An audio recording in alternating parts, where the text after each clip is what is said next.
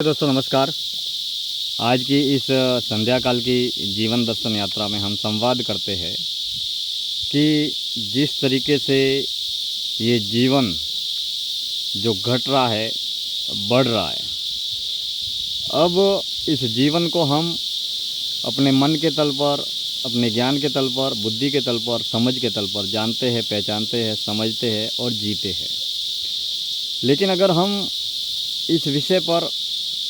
चिंतन करें कि मौत क्या है,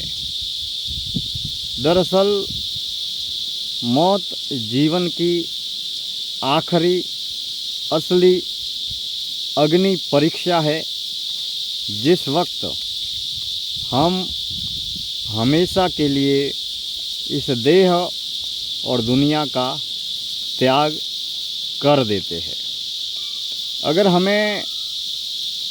मौत के विषय में कोई भी जीवन को जीते हुए अगर ये सूचना न दे, या हम इस संसार के बाज़ार में, घर में, परिवार में, समाज में, संसार में लोगों को जन्म लेकर बचपन से जवानी और जवानी से बुढ़ापा और बुढ़ापे से मौत तक की यात्रा को तय करते हुए अगर हम न देखें, या फिर हम किसी को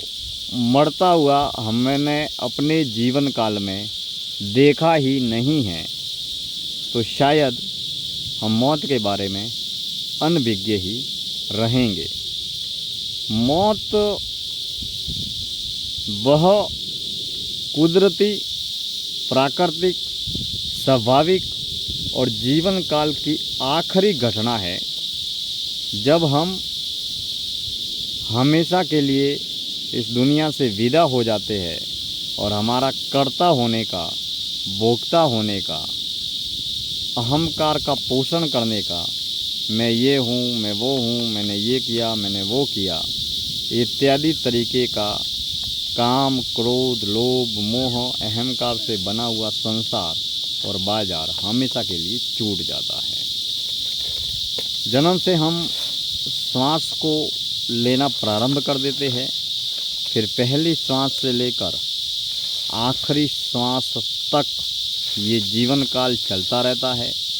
और जीवन के अंत में जब हमारी श्वास भीतर से बाहर आती है और फिर बाहर ही रहती है और हमारा देह बिल्कुल एक मुर्दा लाश बनकर रह जाता है, जैसे ही देह से प्राण छूटते हैं, मौत की सहज अवस्था को उपलब्ध होते हैं, तो हम अमीर, प्रसिद्ध, मान, सम्मान, पद, पुरस्कार, मन और देह से जुड़े हुए जितने भी मोह और अहंकार के बंधन जो है वो छूट जाते हैं और टूट जाते हैं। लेकिन दोस्तों, क्या अमीर होना, प्रसिद्ध होना, मान सम्मान, पद, पुरस्कार पाना, सुख, सफलता, उपलब्धियों को प्राप्त करके भोग को भोगते हुए जन्म से बचपन, जवानी और बुढ़ापे का सफ़र तय करते हुए जीवन के अंत में मौत को उपलब्ध होना, क्या यही जीवन का आखिरी असली लक्ष्य है? हम सच्चे अर्थों में अगर जीवन की व्याख्या करें तो रोटी, कपड़ा और मकान की इस अंधी दौड़ में ताउम्र दौड़ते रहते हैं, भागते रहते हैं, भटकते रहते हैं। हम असंख्य विचारों का संग्रह करके ज्ञानी, विद्वान, बुद्धिमान बन जाते हैं। असंख्य शिक्षा, ज्ञान, सूचना, जानकारी शब्दों के माध्यम से लिखकर, पढ़कर, बोलकर, देखकर, सुनकर असंख्य विचारों का संग्रह करके हम दोहरा कर, बेशक हम एक मशीनरी तल पर ज्ञानी, विद्वान, बुद्धिमान होने या रहने के साथ में हम संसार के बाज़ार में असंख्य विचारों का, शब्दों का या ज्ञान का संग्रह करते रहते हैं। और जीवन के अंत में, जीवन का अंत करने से पूर्व या जीवन का अंत होता है, तब हम तमाम तरीके की विचारों की और मन का भी त्याग कर देते हैं। ठीक उसी तरीके से धन, साधन, वस्तु, पदार्थ, गाड़ी, बंगला, पैसा, प्रॉपर्टी इत्यादि अंधी दौड़ में हम कर्म करके इस जीवन में जरूरी और गैर जरूरी असंख्य धन साधन वस्तु और पदार्थों का संग्रह करते रहते हैं और उसी के आधार पर हमें संसार के बाजार में सम्मान भी मिलता है और प्रशस्ति भी प्राप्त होती है। लेकिन मित्रों, जीवन जिसे हम जी रहे हैं, अगर इस जीवन में हम यह अवलोकन करें, निरीक्षण करें कि प्रति श्वास, प्रति विचार और प्रतिक्रिया के माध्यम से जीवन की हर घटना घट रही है। अब अगर हम दैनिक व्यवहारिक जीवन में, प्रायोगिक जीवन में अगर हम हर विचार के प्रति, हर श्वास के प्रति, हर क्रिया के प्रति जागरूक रहकर होश को बढ़ाने की यात्रा तय करें, मौन, ध्यान, एकांत के माध्यम से हम मोह और अहंकार के बंधन से मुक्त रहकर जीकर